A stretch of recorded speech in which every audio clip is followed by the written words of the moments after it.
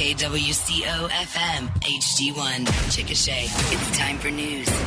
An Oklahoma author wins a national award. John Dwyer, a Duncan native, picks up a couple of gold medals at the annual Will Rogers Medallion Award ceremony in Fort Worth.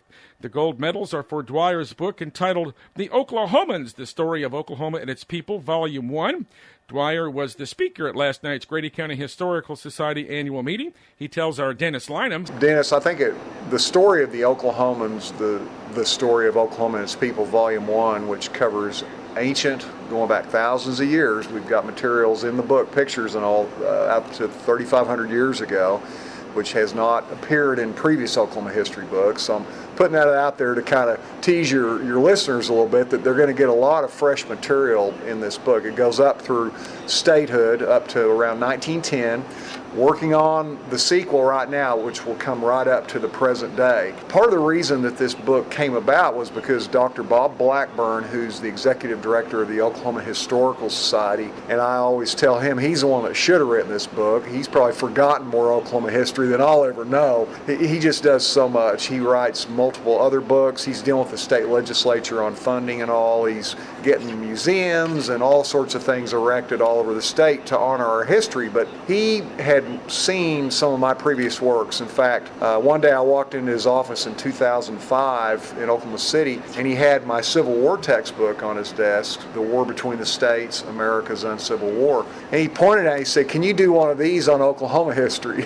It took almost 6 years to do the War Between the States book. That's what got the ball rolling. I began thinking about it, and I asked him, I said, why, in your opinion, do we need another Oklahoma history book? We've got a lot of them. And he had a number of reasons, among which were he wanted a book that had a more complete, thorough telling, believe it or not, of our modern history since World War II, Vietnam era, stuff that I know you've been involved in, the Middle Eastern wars and the oil booms and busts and the Oklahoma City bombing and historic tornado events.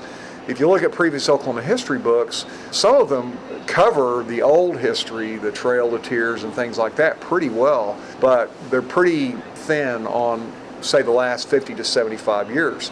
So he wanted a book that gave a more robust recent history. Also, he had read my Civil War textbook and a couple of my historical novels. He knew that first and foremost I'm a storyteller. I'm obviously all about accuracy in my books, but I'm all about writing, whether it's fiction or nonfiction, a compelling story that the reader is just provoked to turn the next page, see what's going to happen next.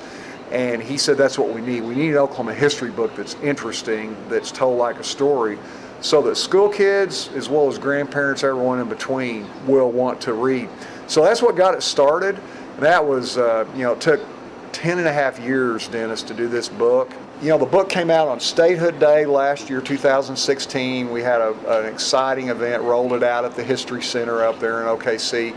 And it was nominated for a National Literary Award, the Will Rogers Medallion Award. What they do is they bring in the best works of Western-related literature. They've got categories for fiction, nonfiction, poetry, and other things. Ours was nominated for Western nonfiction. Some of the categories had as many as 7 finalists. There were only 3 that made ours. We were exceedingly surprised and grateful that we won 2 awards, won 2 gold medals a week or so ago at the Stockyards in Fort Worth for author of the book and then also publisher, Red River Press. And Dennis, that was exciting. I think just picture that night at the Cattleman's Steakhouse in Fort Worth in the Stockyards. Here we are, this big room of 150 people, these writers and publishers from all over the country, and comes time for the big, the climactic best of show, Western nonfiction. And we were up against, all the best publishers, academic and scholarly publishers of that genre. And to have our state's history, that book held up in front of all these people, but there were authors and publishers from New York to California and in between. And to see the Oklahomans raised up and to win that and have me, Duncan, Oklahoma native, grew up right down the road from y'all, down Highway 81, be able to go up and get those gold medals. And the president of the organization, Charles Williams, from down the Dallas area, when he held the book up, he said, this is not only the winner of nonfiction, he said, this is one of the best books we've ever seen in any category in the history of this competition. So I'm saying that not to brag on me, but I say it because folks at Chickasha, Rush Springs, Grady County, I want you to know that our state's history really is something special, because if it wasn't, this book could have never won that award. And that's what we're all about, is bringing to life this incredible history that most of us, even that grew up in Oklahoma, we didn't realize we had. It is a great story, and we need to tell it right, and that's what we're about doing. So how can people get hold of your book and maybe read reviews of it and get hold of you even? Two things. First of all, I want to mention that for folks from Grady County, there's a lot of material in this book that they're going to recognize as far as the Chisholm Trail events and a lot of things taking place in this part of the state that often are overlooked in Oklahoma histories, because as far as I know, I'm the only author of a major Oklahoma history book that's from western Oklahoma. I'm all about where I grew up, so I make sure that when you pick this book up, if you're from Grady County, this area, you're going to see an Oklahoma history book that includes our part of the state in a big way. As far as how to get it, first of all, our website is johnjdwyer.com. That's John, J-O-H-N, middle initial J. My last name's Dwyer, D-W-Y-E-R. You can go there. You can order the book through multiple sources. If you like bookstores, the Barnes & Nobles, Full Circle in Oklahoma City, and if there's any around here that we're not in that we don't know about, if folks will let us know, we'll get the book in there. Online, on Amazon, we've got an author page. You can see all my books there. And then on our website, you're going to see reviews and about the book from scholars and educators and media people that you can learn more about it. And also, Amazon has reader reviews, which sometimes those are better than the professional ones.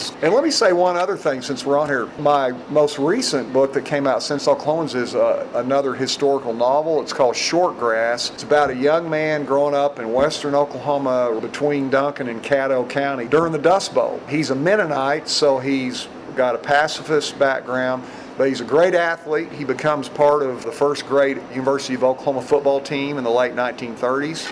He takes up flying. He's a great natural aviator. That leads into World War II. So by the end of Shortgrass, Pearl Harbor's happened, the first year of the war, and then it sets up a sequel called Mustang that comes out next October. And part of why I say this is there's a number of scenes in Shortgrass around Chickasha, Ouachita River Valley. This kid grows up around Duncan. He goes to LU, so he's passing through these parts. And then the sequel, one of the main characters is from Chickasha, and I named him after a guy I played basketball against. It was one of the stars of the Chickasha basketball team when I was playing for Duncan. I'm not going to say who his name is, so readers, you're going to have to get Shortgrass and Mustang. This guy, namesake, is one of the main characters, and there's a number of scenes actually in Chickasha in the sequel Mustang. So this is historical Oklahoma fiction, World War II and Dust Bowl, but it takes place, most of it, all right around here.